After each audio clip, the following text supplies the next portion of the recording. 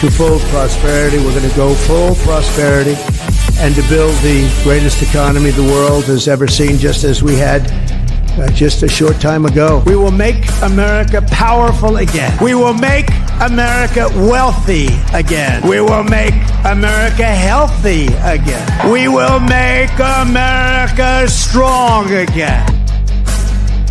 We will make America proud again.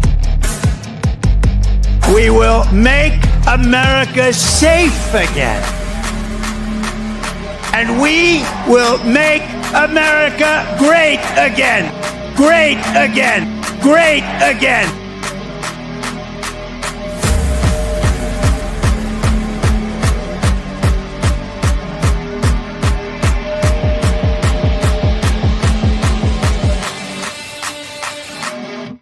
Hey guys, welcome to the American Tribune Live. I am Todd Peterson. We just got to say it. We got a new background for the new year. I think it looks awesome, and you can see the light coming through the windows. So it is what it is. You know, when you go on Amazon and you want something sent in 2 days, amazingly, 2-day shipping turns into 4-day shipping, and Amazon suffers no consequences because where else are you going to buy stuff from? But welcome to the show, everybody. I hope you all had a fantastic new year. I'm still wrapping my head around the fact that it is 2025. I will have a 5-year-old this year. Hope everybody had a safe, happy New Year's Eve. And we have a lot to talk about. This wasn't what the show was going to be today, but I feel like we just had to talk about it. And there's been so much misinformation.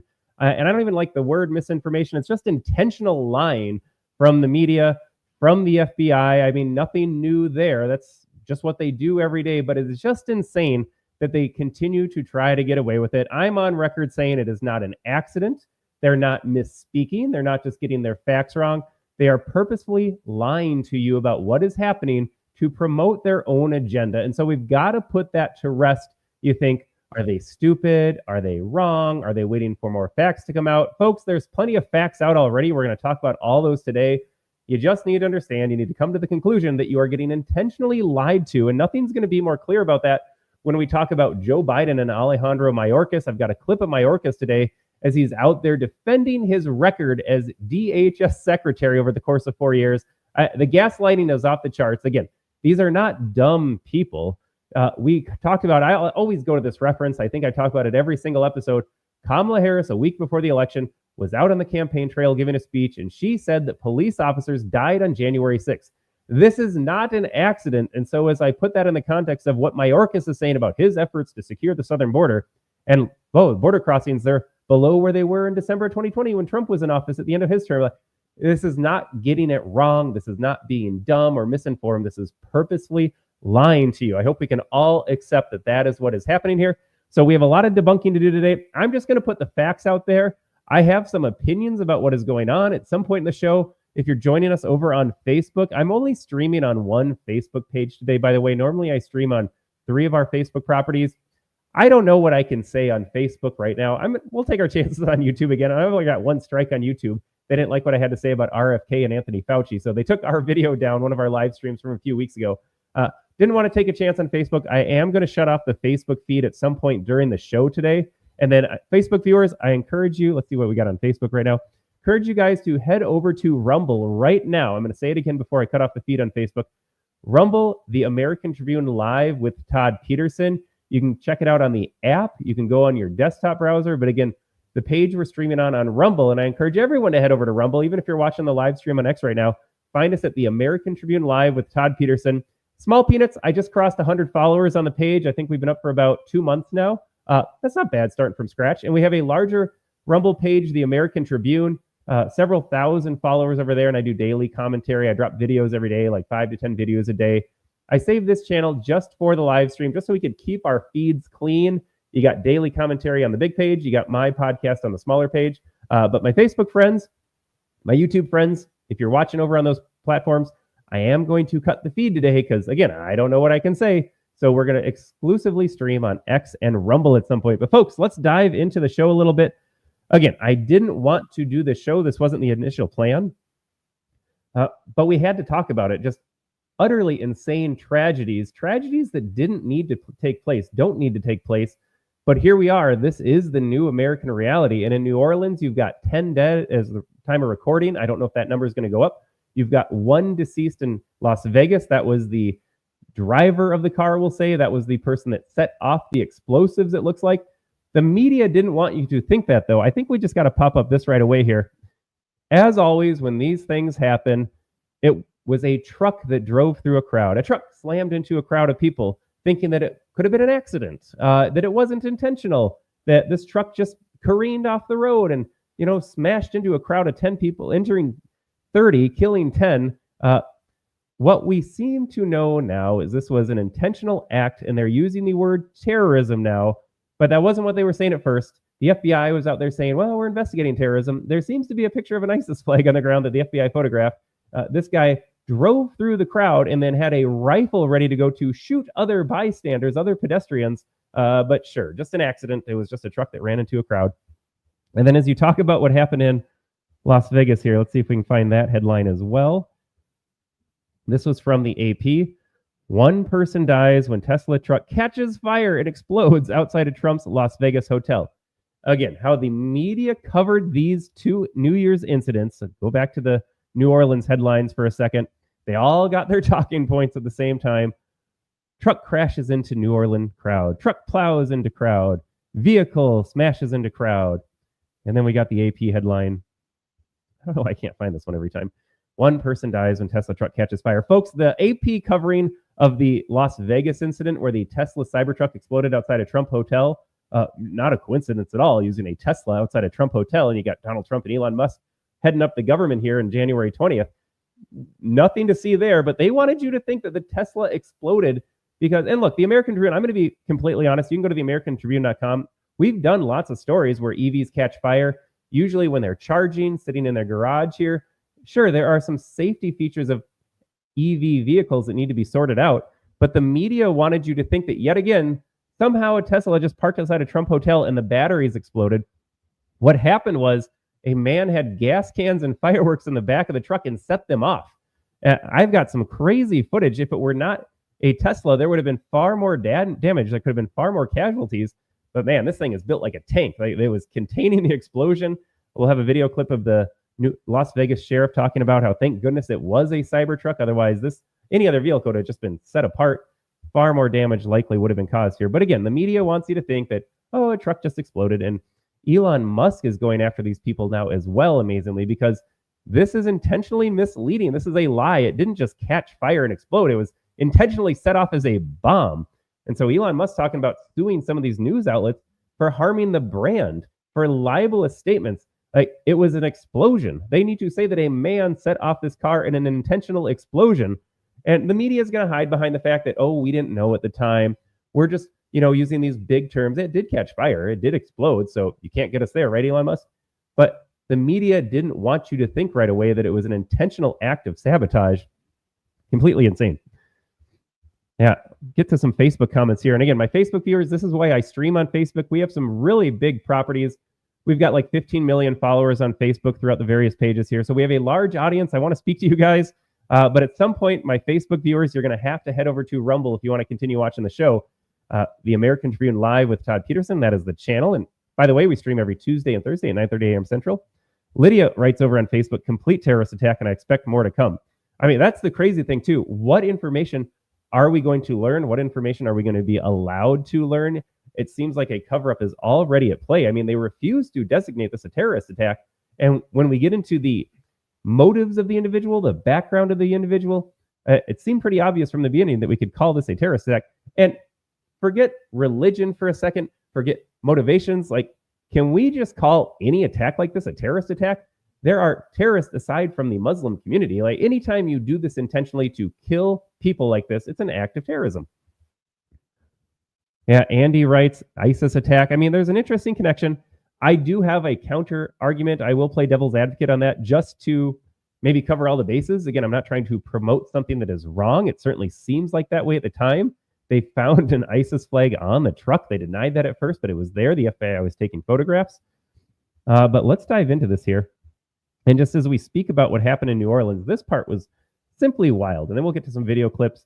I don't want to play these clips, but I think you need to see what actually happened. You need to understand how awful this is. And I'm afraid that it's going to continue to happen. And we have too many people in this country now that we don't know their backgrounds. We don't know their training. We don't know their motivations. We don't know if other organizations have infiltrated and are having their agents waking up or go out and commit these attacks. But this was the response from the mosque where the terrorist, the driver of the truck didn't drive into a crowd. A man drove the truck into a crowd.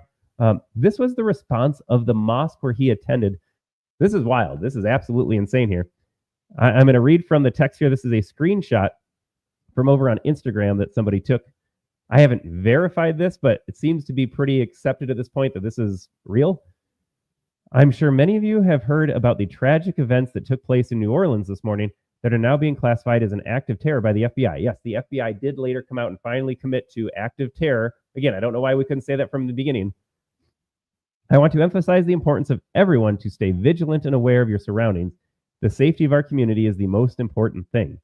If anyone is contacted by the media and they're speaking to their members of their mosque right now, it is very important that you do not respond. If approached by the FBI and a response is necessary, please refer them to CARE. We could probably do an entire Rumble-only episode on CARE, the organization, Council of Islamic American Relations. What are you hiding? The obvious question is, what is the mosque afraid of getting revealed?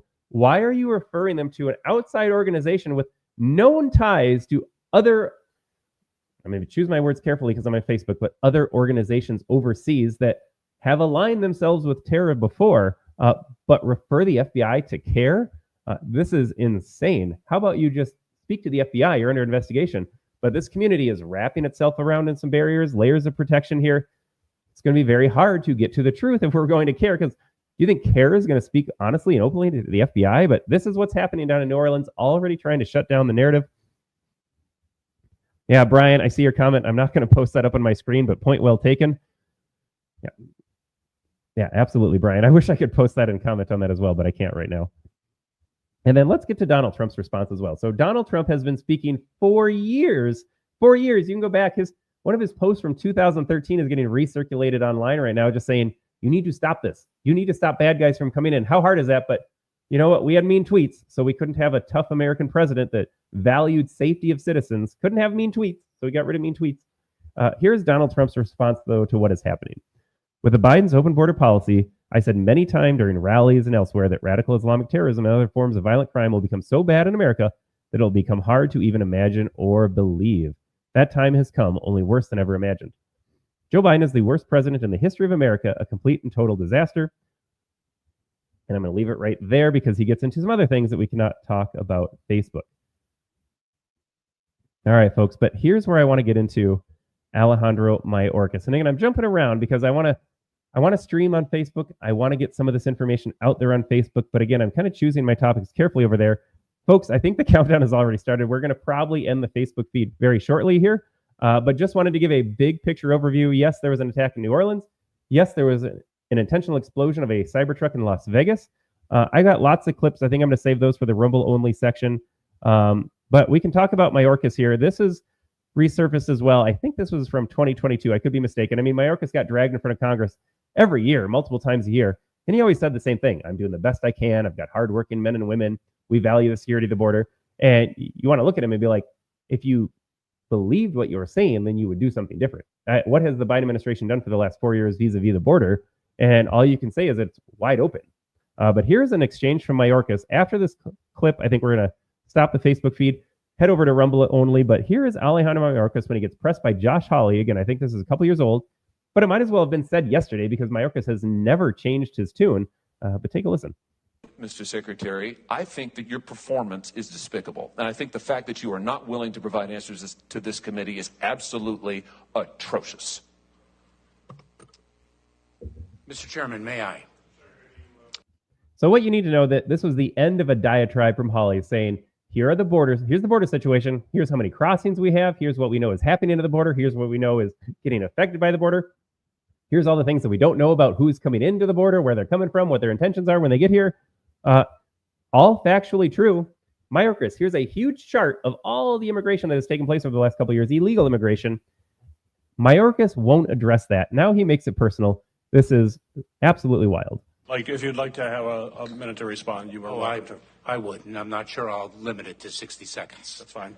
Number one, what I found despicable is the implication that this language, tremendously odious, actually it could be emblematic of the sentiments of the 260,000 men and women of the Department of Homeland Security.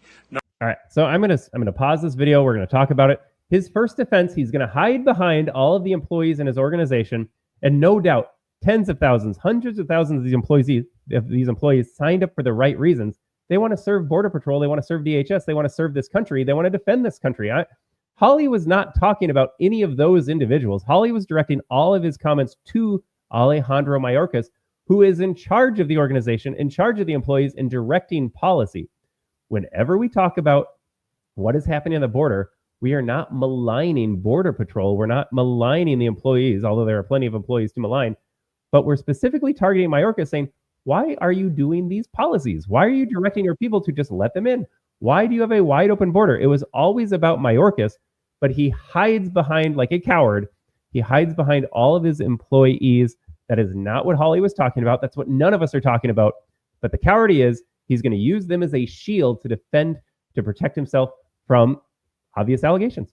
And he calls it odious that he would, how dare you go after DHS? These are brave men and women. These are men and women serving the country. Yeah, they are. But we're talking about you, Mayorkas. Number one. Number two, Senator Hawley takes an adversarial approach to me. Which is the only way to approach Mayorkas. If you're being friendly with Mayorkas at this point, he hasn't earned your respect. He doesn't deserve your respect. You should be adversarial. We should be getting in his face every day. Why are you doing this? Why are these your policies? Like, these are, if you cared about the border, you know what you would do? You would shut down the border. You would make it so there are no more crossings. You would make sure you knew who was in this country. As Donald Trump is going to do, you would send a lot of folks back. Mayorkas could do this. He could do this. He has the same power in the government as Donald Trump's going to have in 2 weeks, but he chose not to. So yes, you should be adversarial. Mayorkas, why are you hurting Americans? In this question, and perhaps he doesn't know my own background. Perhaps he does not know that I am the child of a Holocaust survivor. Completely irrelevant. I don't care what Mayorkas' background is. It's not important. You could be a survivor. You could be the child of a Holocaust survivor. You could have come to this country yesterday. You could be from the Mayflower. It doesn't matter. I don't care what your background is. Again, it's kind of like a little bit of DEI, a little bit of I'm a victim. You can't talk about me because I've got protected classes. I don't care what your background is. Nobody cares. We care about what you are doing right now in this moment. Again, deflecting from the issue. He's using emotional blackmail. Oh, Holocaust survivor. I guess we can't talk about Mayorkas. Yeah, Delta Niner writes over on Facebook, thanks for watching, thanks for commenting. He allowed all the terrorists into our country. I mean, yes, he did. And that's what we're talking about in this hearing, but Mayorkas doesn't want to address that. It was odious that Hawley got upset at him. He was being adversarial. Yes, we are talking about you letting all these people into the country. Maybe not all of them are terrorists. Probably many of them aren't, but why are they here still? But you can't talk about that now. You can't criticize me because I'm the child of a Holocaust survivor. Like, the emotional blackmail is off the charts. Perhaps he does not know that my mother lost almost all her family at the hands of the Nazis. Not relevant. None of this is relevant. Nothing about this comment is relevant to the point at hand of unfettered, open border, illegal immigration. This doesn't belong here in the hearing, but again, emotional blackmail, deflecting from the topic of hand. Somehow Mayorkas, one of the most powerful men in the Biden administration, is framing himself as a victim because his policies have led to the harm, oftentimes brutal death of American citizens. That's what we're talking about. But apparently we can't say any of that because his mother suffered some serious losses. And look, this is not a comment to underscore what happened. I mean, that was certainly an atrocity. Yeah, but we're not talking about what happened almost 100 years ago. We're talking about Mayorkas' actions right now. And so I find his adversarial tone to be entirely misplaced. I find it to be disrespectful of me and my heritage. Do I have to say it again? His heritage? We're not talking about your heritage. And is it disrespectful? You're damn right it is, because you have not earned our respect. You do not deserve respect. You were put in a position of power. And again, when I get on Rumble Only, I have some other comments about Mayorkas and Biden. He had one job to do, and we're looking around and we're saying, you didn't do that job. So no, you don't earn our respect either. And I do not expect an apology but I did want to say what I just articulated. Thank you. Mr. Chairman, can I just respond since he has referenced me personally? Senator Hawley, we need to move on. Senator Romney, you're. Yeah, don't let Holly respond. There's no more clip to play. I wish we could have played a Holly response to be like, you didn't address any of the things that I'm concerned about, that Americans are concerned about. You went on some tangents about your ancestry and your heritage, which are completely irrelevant to the point at hand. But this is what they do. They're always the victim. You're always mean tweets. It kind of goes, it's the same mindset. I don't like mean tweets. I don't like you being adversarial. Poor me over here as I intentionally ruin the country. Keith nails it. No excuses. You're not a victim because of your parents' experiences. Do your job and do it right. These are two separate things. What happened to your parents and your background and your heritage and what you are doing as the Secretary of the Department of Homeland Security? Not even in the same universe, but Mayorkas goes there and he has to make it personal. Josh Hawley, you attacked me. You're attacking my heritage. I could have played the 5 minutes of Hawley screaming at Mayorkas over border crossings. It doesn't come up because it's not relevant. Simply wild stuff. Simply wild stuff. All right, folks. I was trying to figure out how long I could get away with this. I wanted to invite my Facebook audience in on the show today. Again, we're getting all the comments on Facebook. We've got a huge following on Facebook. I do stream on our Facebook pages. Like I said, I streamed 3 Facebook pages during this broadcast. Tons of engagement, tons of views, tons of comments, but some things you just can't say. And so my Facebook audience, this is the part where I am going to say goodbye because we're going to start playing some other clips. I got some other commentary that's a little spicier. If you are watching on Facebook and you want to keep watching the show, head over to Rumble. Again, you can get the app. It's just like the YouTube app. You can head over to your desktop, rumble.com, search out the American Tribune Live with Todd Peterson. And if that's where we're going to leave you off today, I still encourage you to go over there. Again, the app, the desktop, Rumble, American Tribune Live with Todd Peterson. We do shows every Tuesday and Thursday at 9:30 a.m. Central. But this is where I got to shut it down here. And so with that, we're going to do a click of a button. I am going to cut the feed on Facebook. Thanks for watching us over on the platform. Rumble, X, YouTube. Stick around for just a second. We got to remove these folks. And there we go. Facebook, unfortunately, is gone. Hate to cut them off like that. There is one more Facebook comment we can delete. But folks, we got to dive into some stuff here. And my commentary about Biden and Mayorkas, I tweeted this. I still don't know what you call a tweet now that it is not Twitter and X. I have no idea, so it's always going to be a tweet to me. But what Joe Biden and Alejandro Mayorkas have done is treason. It's treason. There's no other word to describe it. The open border, the fact that we have a wide open border is treasonous enough because federal government exists for very few reasons. There are very few reasons to have a federal government in the Constitution, but as a small, limited government person, I should have found the Milton Friedman clip to talk about there are 4 things government should do. National security is one of them. The fact that they allow an open border to exist that allows for the possibility of something bad to happen. And we've seen horrible things happen throughout the 4 years. You've got rape, you've got murder. Now we have acts of terrorism that happened on New Year's Eve. The border situation alone, the fact that it is wide open and inviting to tens of millions of people, that is an act of treason. They belong in prison. Nothing short of prison suffices. Now, we talk a big game. We want Donald Trump to persecute all of these criminals. I am not optimistic enough that Joe Biden or Alejandro Mayorkas will ever end up in prison. They belong there. I don't think it's going to happen. I don't think Donald Trump is going to do that, although he should, and he'd have every right to. Number 1, they're criminals. Number 2, they are traitors to this country for what they have done. And number 3, they would have put Trump in prison. Had he not won the election, he would be in Rikers. Make no mistake about that. So again, he has every right to do it.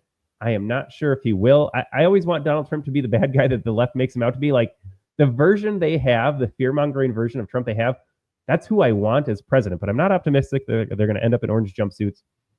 But they should. And then you add to the fact that with this open border situation, the fact that people are coming here to begin with, bad enough. That is treason that it is open in the first place. But then you throw on the fact that we have drugs coming into the country. We see the headlines, 100,000 Americans dead every year from fentanyl overdoses. You've got the insane human trafficking element. Folks, you can't even wrap your head around the fact how many children and women are getting trafficked. We have, if reports are to be believed, and I believe them, over 300,000 missing kids. 300,000. Where do you think these kids end up if not being sexually trafficked and abused? That alone, too, worthy of prison. The fact that you are enabling human trafficking, child sex trafficking, you belong in prison for the rest of your life. and then you invite terrorists into the country. I mean, package it all up. Biden and Mayorkas belong in prison. It is absolutely treasonous. And yes, they have blood on their hands for these acts of terror. And every single time an illegal alien kills someone else or rapes someone else living in this country, trying to do the right thing, going to school, going to work, raising a family, and they have their life ended at the hands of an illegal criminal, Biden and Mayorkas have blood on their hands. And that is not hyperbole. That is not an exaggeration. They have abetted these horrible atrocities. I know no other way around it. Like I said, they belong in prison. I don't know if they're going to end up in prison. So let's get into some clips here. Let's start with New Orleans a little bit. Here's a photograph. This is what I don't want to show over on Facebook. This is a photograph of an FBI. I don't know if it's an agent, if it's just someone associated with the FBI. That seems to be the trend right now over on X, at least, is that this is the FBI taking a picture of an ISIS flag that was found at the scene of the crime in New Orleans. This flag was apparently attached to the pickup truck driven by the terrorist, a Muslim terrorist, by the way. More on that in just a second as well. But then the FBI, when reports were after this first happened, they're on the scene and they're like, we don't know enough to call it terrorism. They denied the existence of this flag. And the whole time they knew about it, they had it right here. Here is, I'm not sure who this is, but here's someone talking about the incident as well, saying, no, it's too soon to call it an act of terror. We're investigating this as a crime. Completely wild stuff. Take a listen. Not a terrorist event.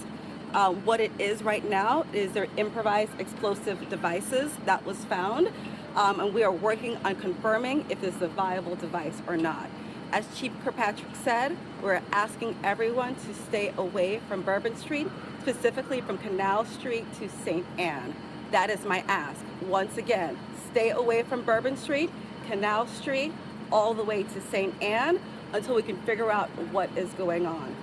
Okay, I'll pause it there for a second. I got two comments on that. Number one, she let off the clip. This is not an act of terrorism. They hate you. They think you're stupid. Hold on a second, lady. Let me put the pieces together that I know. Let's see. Let me read his name here. Shamsuddin Jabbar. I'm probably not saying that correctly. I don't care. He is not worthy of me pronouncing his name correctly. He's a terrorist. He's a terrorist. He's a murdering terrorist.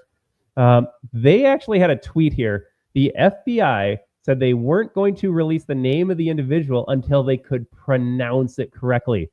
The FBI said that. They said, we're not going to release the name of the suspect until we know how to pronounce his name correctly. Do they treat anybody else this way? Does it matter? They are more concerned about being culturally sensitive than letting you, the American public, who the FBI is supposed to serve, they're supposed to keep us safe from terrorism. How often does that work out?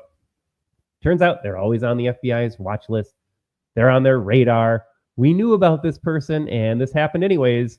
But then, God forbid, you go protest at an abortion clinic, or you go protest a stolen election, or you're a Catholic, and the FBI is all over you then.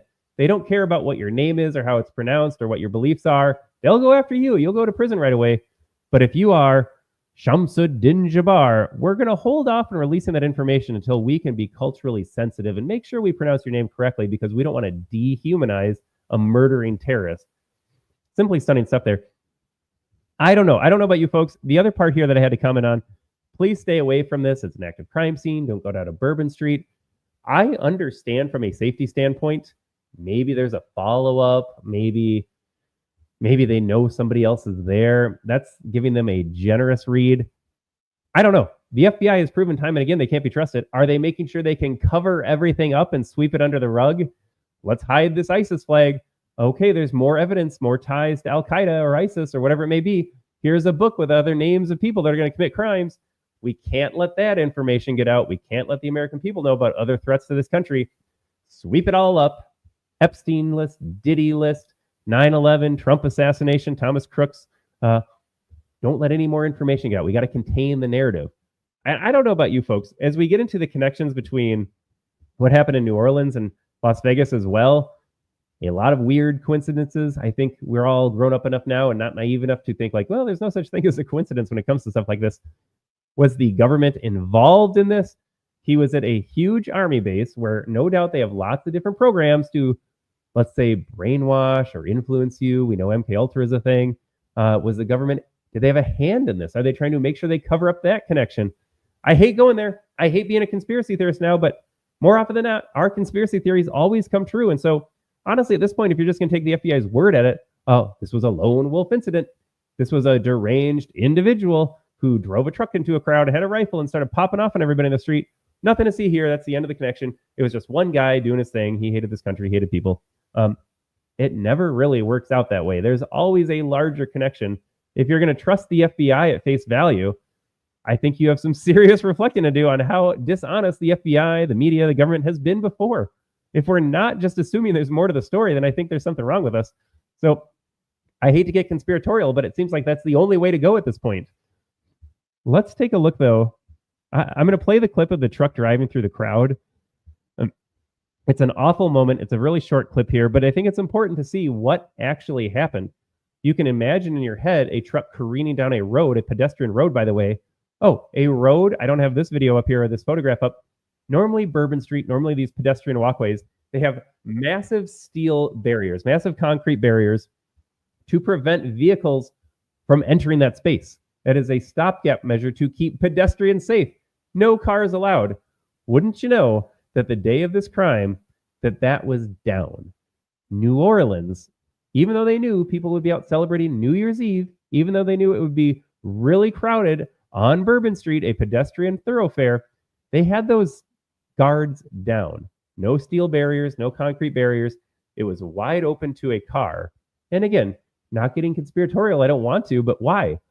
Why was it down? Of all the days of the year, to have your steel guardrails, your barriers down, knowing it would be crowded, what is happening there? But here's a picture of the truck going through the crowd. Again, it's a very short video.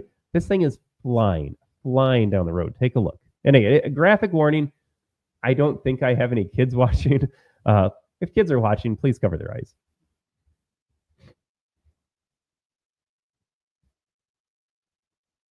Look how fast that thing is going. And again, it shouldn't even had access to it. There should have been barriers preventing it from going down the road. Play it one more time here. I mean, you can...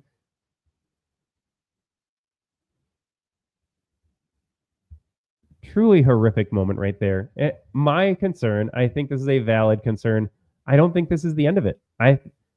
It's not a new normal, I hope, but this won't be the last time we see stuff like this. They want us on edge.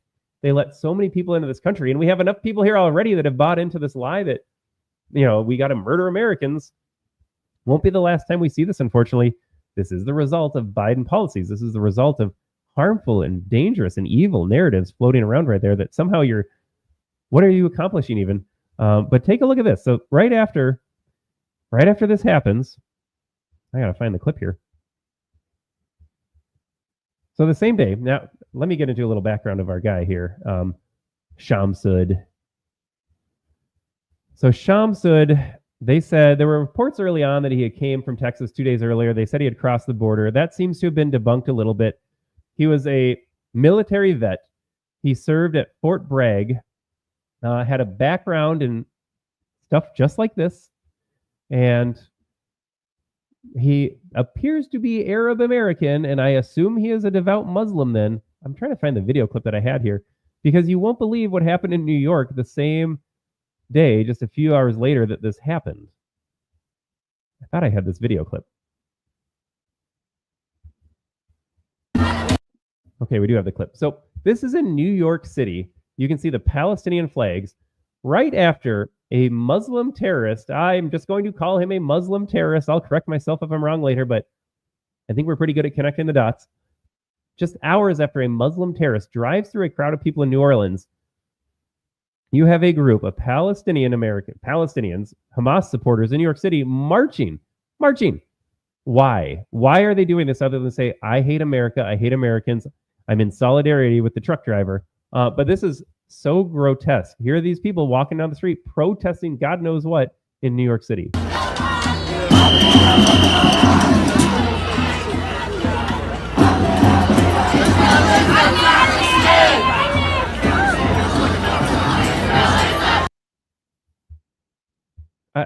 It's disgusting. It is absolutely disgusting. I don't even know what they're marching for. I don't know what they could ever march for. But the fact that this happens right after it, one of their guys, fellow oppressed Muslim, the West hates all Muslims. After that happened, they decided to march in solidarity in the street. I don't know why this is so controversial, but they all need to go home. I don't care how long they've been here. They all need to be sent to Gaza. You hate this country so much, you got lots of opinions, go have those opinions somewhere else. I would love for tax dollars to be used to buy charter flights and send them all back to Gaza. I hate ingratitude, folks. These people are so ungrateful. They live in America, the best country in the history of the world, with its flaws. I point out its flaws every single day. Our government's corrupt. Our media is corrupt. We got a lot of really foolish people out there that voted for Kamala Harris. These people still have one of the best lives possible, certainly one of the best lives in all of human history. They're marching there. They have a cell phone in their pocket. They got these nice little jackets on. They go home to their heated apartments or houses. They have whatever kind of food available to them. Life is so good. Life is so good. But these idiots out here are marching in the street because Gaza, because Hamas, because Palestine. Send them all home. Send them all home. There is no place for this. But this is the result of years and years of getting told that all people are human, diversity is our strength. There's plenty to say about Israel and the United States. It is so hard, and this is where I have a tough time, folks. Let me know in the comments. I am no friend of the government of Israel. Israel can exist like any other country. That is fine. It is so weird that we have to send them billions of dollars. I think I saw a report from antiwar.com that like 80% of Israel's arsenal is funded by American tax dollars. We have no business in Israel. But then it's so hard to get on the other side. Like these absolute idiots marching in the street. Like, how do you take the side of Hamas? How do you take the side of Gaza when these people exist? So that's my conundrum. Let me know about your thoughts. Like American isolationism, that is where I'm at this point. No more money for anybody.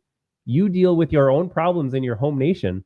But when it comes to the Israel-Palestine conversation, every time you're just like, okay, I'm over the Israeli government. I'm over AIPAC. I'm over Israel influence in the United States.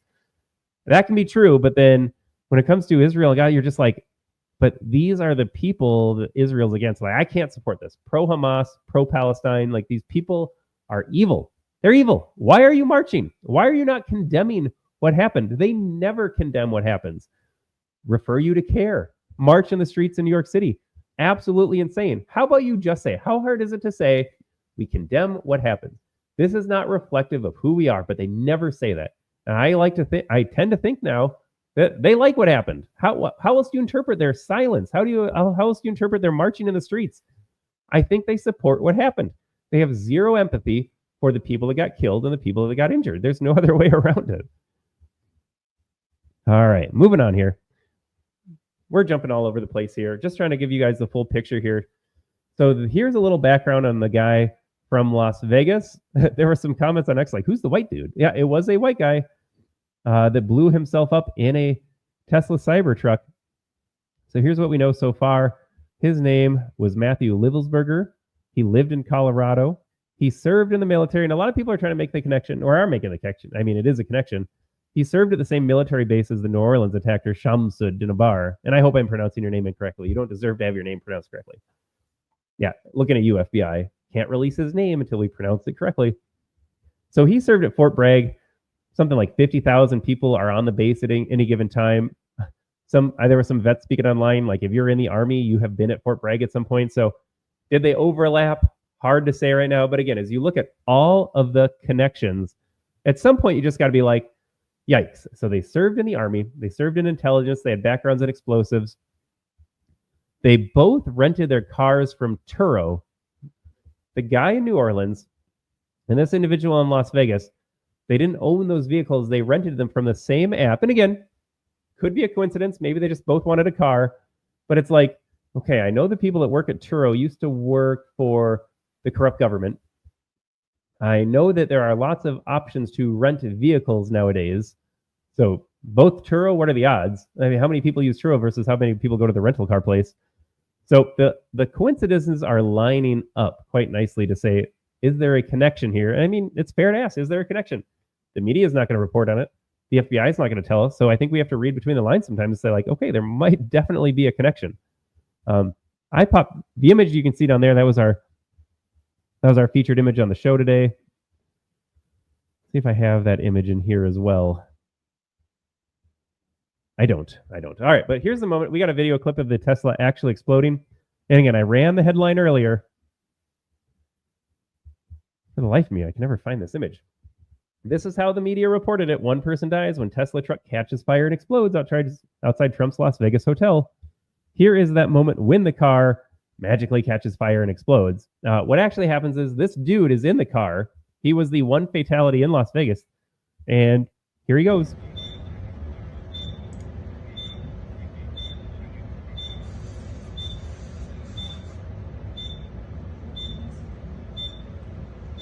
Copy. And what's crazy, folks, so there's the explosion. I mean, huge explosion.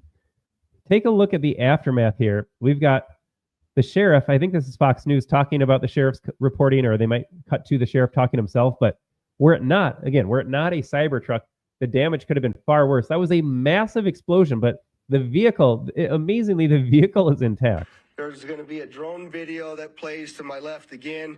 You'll see as the fire initially, they covered it with the tarp to try to get it to go out. Once the fire went out through the suppression efforts of the fire department, you'll see some of the evidence in the back of the vehicle. I'm going to pause. Oh, shoot, we just missed it. Look at the car. The sides, any part of the frame is still existing. It still looks like a vehicle. You guys saw the explosion a second ago, like massive explosion. This car is still intact. Of the vehicle. So those are gasoline canisters. They are camp fuel canisters and large firework mortars.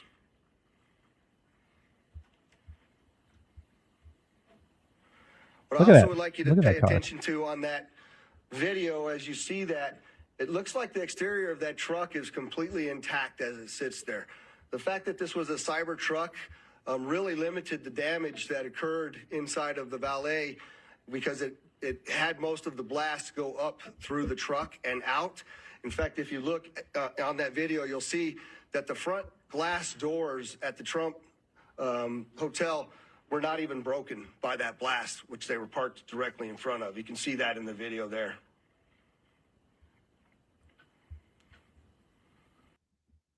Yeah, pretty wild. And there was a big account over on X, Ron Filipkowski. He was not the only one. This is how they framed it up. This is how you know it was not an accident. Weird that he got it from Turo. Weird that he got a Tesla Cybertruck. Weird that it was parked right outside Trump Hotel. Like, this is what they wanted. I see no other way around for a lone individual to pick all of these specific targets. It seems far more coordinated. That's where I'm at right now, because this is what they were able to say. A real photo and perfect metaphor heading into 2025. Number one, disgusting. The driver was the only one killed, thank goodness. But you're using dead bodies, injured bodies, people that were just at the hotel. They are still recovering. They were hurt. This is catastrophic. And they're using that moment to promote an agenda, to push their narrative. And again, this is why it's not an accident, because side by side, you've got this picture of Trump Hotel with a burned out Tesla Cybertruck. They hate Donald Trump. They hate Elon Musk. These are the two people coming into the administration. They're going to get stuff done and change this country back to the greatness that it can have. But everything is wrong about this. They're just like, oh, there's a fire in the Tesla. Like, no, somebody intentionally set it off. And how you don't see through this, like, this was not an accident. Someone planned this. The guy that killed himself, if he's a lone wolf, what is he trying to accomplish? Someone is definitely telling him what to do. As I wrote over on X, a terrorist set off the explosion. People were killed and wounded. Everything presented in the text and photos intentionally and grotesquely misleading. But when it comes to taking down Donald Trump and Elon Musk, these people will literally do anything. Again, though, they are trying to use this, or they tried to use it. Again, thank goodness for X. Thank goodness for independent journalists out there and people that can do a little digging on their own, far more than the FBI does. I saw that the New York Post had people at the New Orleans guy's house before the FBI even showed up. Like, how do journalists get there before the FBI? Nice job keeping Americans safe from terrorism. Isn't that the one job of the FBI? But they are trying to manipulate the narrative. They just got their nice little photograph there, and it's just not working, thank goodness. But how many people believe this? I think this tweet got 8 million views at the time of my retweet. But it's completely dishonest, of course. They hate you. Folks, the media hates you. All right, I'm trying to think what else we have in our segment today. But yeah, just to talk about the connections of these two individuals. So again, New Orleans, New Year's attack, Las Vegas. He injured people. He was clearly trying to hurt people. I still think this was trying to send a message. Seems like a wasted life if you're just trying to send a message like that. So certainly trying to hurt other people. Both former military, both at Fort Bragg, both rented from Turo, both had a background that would enable them to pull this off anyways, background in explosives. It seems too convenient. And you wonder why the FBI was trying to cover up what happened in New Orleans right away. We have more information on this individual. And again, just to present both sides, there were some people talking over on X that, okay, this guy is going through a divorce. He's got 2 different addresses. And they're trying to be like, maybe this is true. Again, I don't know folks on this one necessarily. So he has an address listed as owning a house, but then he has another rent that he pays. Is that him separating from his family and has to find a separate residence? That's the generous read on the situation. Or did he have a private place to take care of business and do things off the path or off the grid, so to speak? We don't know right now. I don't know if the media is going to get to the bottom of that. But my whole takeaway from this is that we're not done with this. We are heading into a Trump administration. The regime, the establishment, they hate Trump. They fear Trump. Why wouldn't they try to do more of this? Again, you can get your nice little photograph there and spread lies and hates and hoaxes. Why wouldn't they continue to do more of this? Why wouldn't they continue to hurt and maim and murder American citizens? Like, that is their motive. They are nihilists. They hate you. They hate this country. We have let tens of millions of people across the border. We already have who knows how many homegrown terrorists, people that have accepted the brainwashing and the propaganda and the lies their whole lives. I don't think we're done with this. And that is the scary part. 2 separate incidents just on New Year's Day. When Donald Trump gets into office, do they stop doing this? I don't think so. The goal of terrorism is to just make you fearful to go out in public and live your daily life. I think we will see more of this, unfortunately. And again, it's all on Joe Biden. It's all on Alejandro Mayorkas. It's all on the Democrats and media that for years have been basically making this okay. If Donald Trump and his supporters are the biggest domestic terrorist threat, as Joe Biden said time and again, if Donald Trump's a fascist, if his supporters are fascist, why wouldn't you want to hurt them? That's kind of the takeaway there. They normalized you hating Americans, normalized you hating on people that supported and voted for Donald Trump. They want you to be afraid. I think they want you to get hurt. There's no other way around it. Going to go back up to the Trump one more time here. And again, Donald Trump, right on point. We read this on the Facebook section. I'm going to read it one more time here. I have said many times during rallies and elsewhere that radical Islamic terrorism and other forms of violent crime will become so bad in America that it will become hard to even imagine or believe. I'm posing this up here to kind of continue making my point as well. I don't think we're done with that. And Donald Trump certainly insinuating that we're not done with that either. Again, we got too many people in this country that believe horrible lies, and so they will continue to do this. Donald Trump has been proven right so many times. If you go back through his formerly Twitter profile and timeline, he keeps saying things, hey, this is happening, or hey, this is going to happen, and he's proven right time and again. When Donald Trump writes on Truth Social here, it's going to become so bad in America, it'll become hard to even imagine and believe. I think Donald Trump's trying to set us up to expect more of this and expect worse than this, which is just a frightening prospect. And we don't have to live like this. We don't have to live in fear of riding on the subway and getting set on fire or pushed on a train track or celebrating New Year's Eve on Bourbon Street. We shouldn't have to live like that, but they're intentionally making it possible. People should be in prison. People shouldn't be in this country. People shouldn't believe these lies, but the media, the Dems, they push these lies. They allow criminals to go free. They're thugs on the street committing these acts of terror to make you fearful to be an American. So simply awful things happening in New Orleans, in Las Vegas. Like I said, I didn't want to have to cover this today. So many other things we could focus on. I wanted to do a Donald Trump episode. I wanted to do another MAGA episode like I did on Tuesday. MAGA is what makes America great. Donald Trump is setting the stage for greatness January 20th. I had some more comments on Speaker Johnson. I had some more comments on H-1B visas. I wanted to frame that conversation up because right now it is so bonkers to me. You've got these never Trump, only Ron. You've got Republicans out there trying to divide the base, trying to make you dislike Donald Trump. They want you to think that your vote was wrong and incorrect in the primary process.